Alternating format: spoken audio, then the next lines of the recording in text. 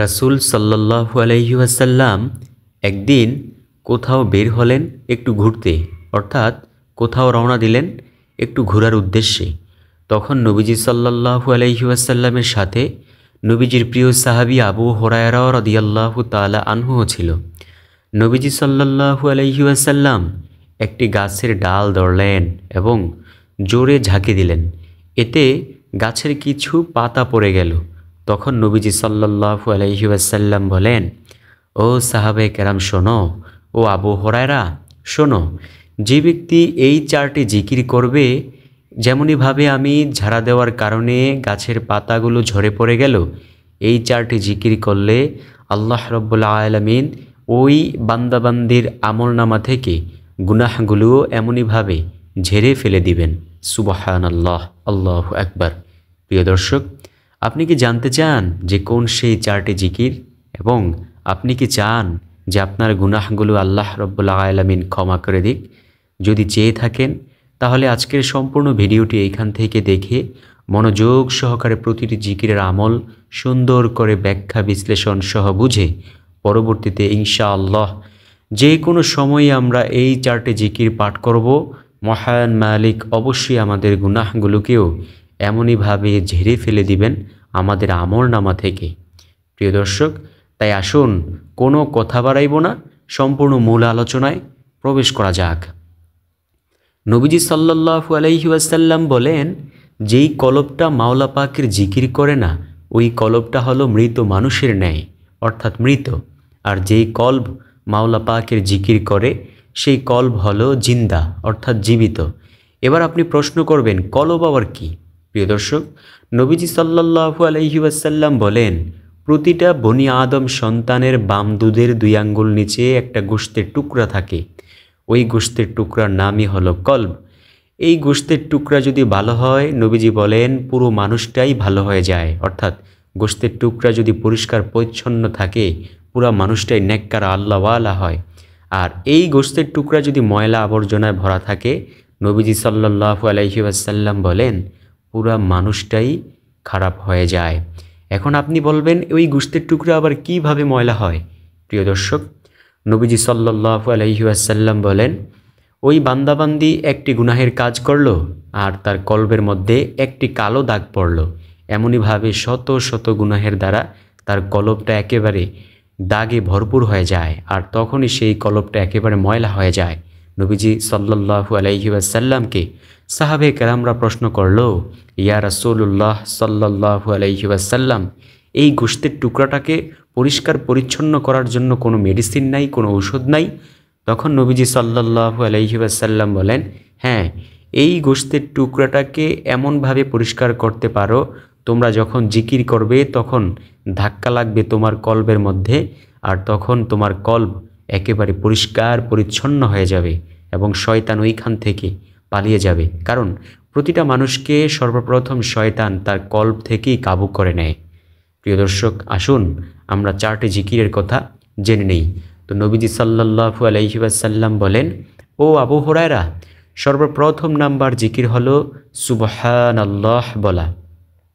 নবীজি এ সম্পর্কে হাদিসে বলেন, কোনো ব্যক্তি যদি একবার সুবহানাল্লাহর আওয়াজ দিল, আল্লাহ রাব্বুল আলামিন 7 আসমান ও 7 জমিনের মধ্যবর্তী যত ফাঁকা জায়গা রয়েছে, সব জায়গাগুলো আল্লাহ সুবহানাহু ওয়া তাআলা নেক দ্বারা পরিপূর্ণ করে দেন।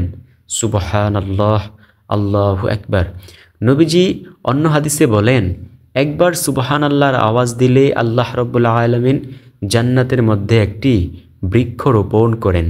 ওই বৃক্ষের ছায়া এত লম্বা হয় যে দ্রুতগামী ঘোড়া যদি 500 বছর পর্যন্ত দৌড়ায়, তারপরেও সেই বৃক্ষের ছায়া অতিক্রম করতে পারবে না। সুবহানাল্লাহ। প্রিয় দর্শক, ব্যাখ্যাস্বরূপ হিসেবে আরেকটি কথা বলি, আপনি দুনিয়াতে যেমন আমল করবেন, ঠিক পরকালীন জিন্দেগিতে আপনার জান্নাতটাও ঠিক তেমনই সাজে সজ্জিত হবে।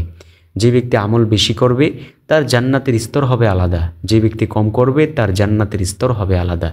দেখুন, আল্লাহ কিন্তু জান্নাতের স্তর 8টা বানিয়েছেন, তো সবাই একরকমের জান্নাত পাবে না। প্রিয় দর্শক, জান্নাতে যখন জান্নাতবাসীরা ঢুকবে, তখন সর্বপ্রথমে তাদের মনে আফসোস থাকবে, হায় রে, যদি দুনিয়াতে আর একটাবার সুবহানাল্লাহ একটাবার বেশি বলতাম, তাইলেই তো আজকে আমার নিয়ামত আরেকটু বাড়িয়ে দিতে পারতাম। যদি দুনিয়াতে আরেকটা বার আলহামদুলিল্লাহ বলতে পারতাম, অথবা আরেকটু আমল বেশি করতে পারতাম, তাহাজ্জুদের সালাত আদায় করে দোয়া করতে পারতাম, তাইলে তো আজকে আরও দামি জান্নাত আমি পাইতাম। এটা হবে জান্নাতীদের আফসোস। আর জাহান্নামীরাও কিন্তু আফসোস করবে, বলবে হায় রে কপাল, দুনিয়াতে তো আমাদের কাছে আল্লাহ কত বার্তাবাহক পাঠিয়েছিল, কত উলামায়ে কেরাম বয়ান করে করে আমাদেরকে বুঝিয়েছেন, তারপরেও তো বুঝতে চেষ্টা করিনি। আর যদি সেই কথাগুলো যদি বুঝতাম, তাহলে আজকে আমাদের দিন এমন যায় না, তাহলে আজকে আমরা সবচেয়ে নিম্নমানের জান্নাতটাও পাইতে পারতাম। প্রিয় দর্শক, জান্নাতেরও আফসোস করবে, আবার জাহান্নামীরাও আফসোস করবে। তো দ্বিতীয় নাম্বার জিকির হলো, নবীজি সাল্লাল্লাহু আলাইহি ওয়াসাল্লাম বলেন, ও আবু হুরায়রা, দ্বিতীয় নাম্বার জিকির হলো আলহামদুলিল্লাহ। নবীজি সাল্লাল্লাহু আলাইহি ওয়াসাল্লাম বলেন, আলহামদুলিল্লাহ জিকিরের অনেক দাম। আলহামদুলিল্লাহ জিকির মিজানের পাল্লাকে অনেক ভারী করে দেবে। সুবহানাল্লাহ।